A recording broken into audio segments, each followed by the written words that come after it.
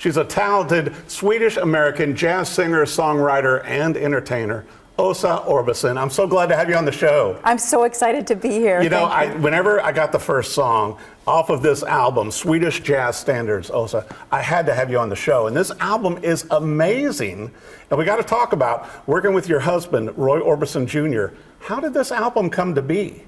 So I grew up in Sweden, went to music school, but went into marketing as I, got real. And I was always into music, obviously, specifically jazz. And when I met Roy, he came to visit me in Sweden, and he would be stuck in my apartment. I would go to work. I worked long hours, and I didn't have a TV because I don't watch much TV. So he found my old guitar, and he got back into guitar. He hadn't been playing guitar for a while either, and got into jazz. So I would come home from work, and he is really a quick learner, obviously. He's a very talented guitarist. He was playing jazz standards. I knew them with Swedish lyrics. Right. So I started humming along in the kitchen, and he was like, what is this? And I was like, oh, you don't know this song? You're playing the song. Because I didn't really know them in English. So that's when we realized this little history of Swedish jazz that's super interesting, and that's how we came into this album and decided we got to put this collection together. Well, and what impressed me also, and once again, as you and I were talking, I studied jazz and guitar and everything, but so many of these songs, just like Take 5 and all that, you don't realize that there are great lyrics with these also, and they sound so good in Swedish. I'll tell you where you caught me off guard also, and you had another guitarist working with you also. Ulf Wakenius. Which is amazing, but on the Flintstones, it's like when you're doing that, I mean, every song on here, it just sounds so incredible, but particularly in your native Swedish. What do you think it sounds like? To me, it sounds timeless, because I recognize the songs because I played the songs on guitar. And so it's like going, I didn't know that there were lyrics with them. No. I think a lot of jazz musicians, even the one we worked with, they're surprised to hear that there are lyrics, and of course Swedish lyrics. Right. I mean, how would you know? But so I grew up with those versions, and Ulf Wakenius, who is on this album, he was part of the Oscar Peterson Quartet. Right. Just so amazing. Heavyweight, and he could do this album without me. But you know what impressed me about this album, I've got to tell you on Åsa, is going through every song, the mix, the instrumentation, your vocals just sound amazing on every one of these songs, but it's like the upright bass, the guitar, the horn sections, everything is just perfect. I was telling you before we came in studio, it's like this album to me feels like it could really work for like sync, for like TV and film, which is kind of funny also because you and Roy end up on TV a lot also. Yeah, we do. In the Bravo show. Kind of stars from that as well in your spare time, right? Yes, we love going on the yacht. That's not a bad deal. No, it's not. To where you get to do that for a show, and I'm sure they're going to be calling you back again. Yeah, who knows? Spending time with the family. We got 4 boys now. Last time we went, we only had 3. Wow. Yeah, so it's time. And you still got to work out the shows too, because you and I were talking, besides with this incredible album, you're going to have it on vinyl and CD and all streaming platforms, but also you're going to be playing shows around the world at festivals in Sweden. Yes, and I also, there's jazz in Korea, super big. Young people there really appreciate jazz. I've got some vinyl collectors in Japan that I'm about to send a bunch to. Wow.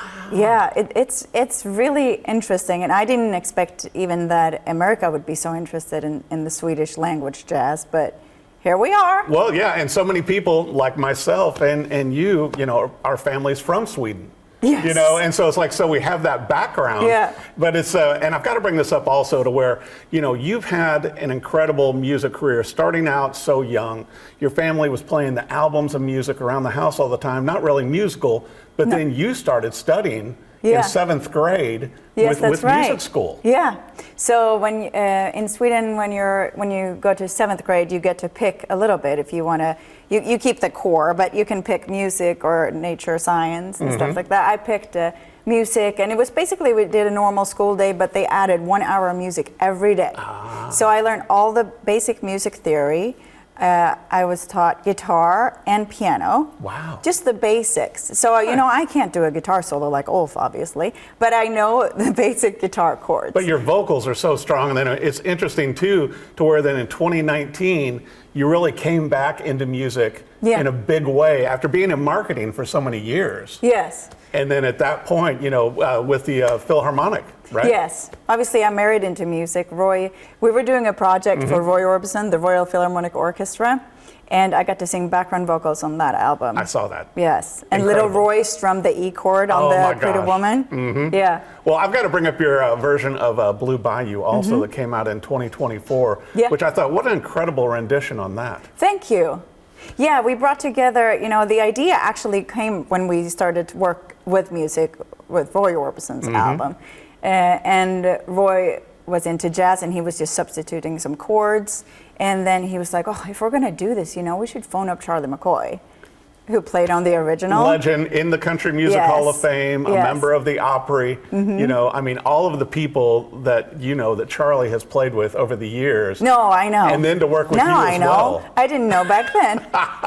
It was probably better off not knowing. Well, and I think also, with your husband and with all of the connections that both of you have, you could pretty much find musicians from every genre that would make music with you. Yes, but it's interesting that this son of rock and roll chose jazz, But I think it's a perfect time for it because your voice lends itself so well to this jazz and to doing this. It feels comfortable. It feels right. Thank you. I feel that way too, and I really found my voice when I found Roy, because I hadn't been singing for a long time, and the singers that I grew up listening to sang it very differently than I do.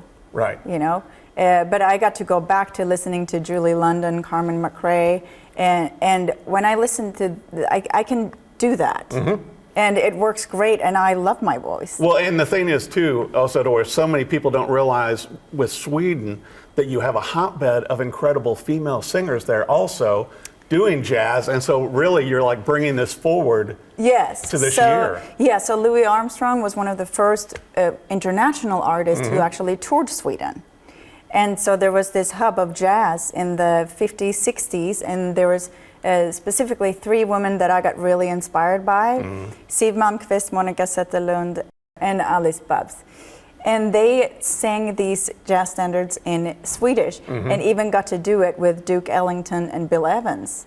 Wow. Yeah, so it's amazing for me that women back then got to pack their bags and travel to America and sing with these legends. Right. And maybe some jazz people knows that, but I think there's a story to tell here, very inspiring, that I'm happy to share. It sounds like there might have to be a documentary or a book or something more coming from this. Yeah, we're working on it. Yeah, it's like, you and Roy stay pretty busy. Yeah, we do. Especially with the 4 kids and bouncing between Sweden and LA and Nashville and recording here. But I want to make sure for our viewers, for everything that you're going to have going on, to be able to get a signed copy of the album, the CD, to see you live on tour, what website and social media should they go to? It would be asaorbison.com. It's asaorbison.com. There you go. And be sure and follow her. She's going to be on tour around the world. Get a vinyl copy of this album that just came out in June, Swedish Jazz Standards. Every song on here is incredible. You're going to be hearing and seeing a lot more of Åsa. Thank you so much for coming on the show. Thank you so much for having me. Add this music. You're going to love it.